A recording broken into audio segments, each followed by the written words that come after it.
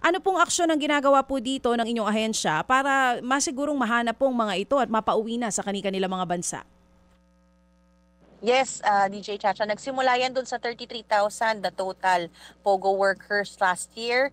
Bago nag-deadline, umalis na po yung 22,000 doon sa 33,000 na yon. So for this year, nasa 11,000 po yung expected natin na huhulihin at nakahuli na po tayo ng mahigit 1,000.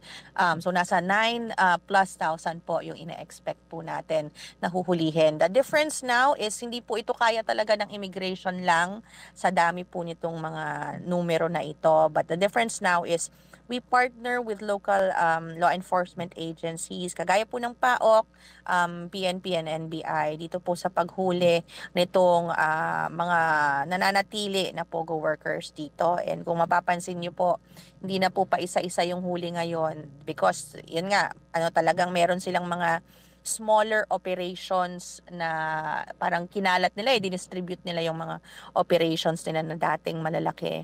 Ang huli natin ngayon, usually in the hundreds or basta in big groups, yung mga arrests po natin. That's why we're thankful din dun sa mga partners natin kasi hindi lang po sila nakakatulong dun sa paghuli dito sa mga POGO, pati din po dun sa paglagak sa kanila prior to deportation kasi yung aming facility punong-punong-puno na po from the 100 capacity. It's almost or more than 500 already ang laman.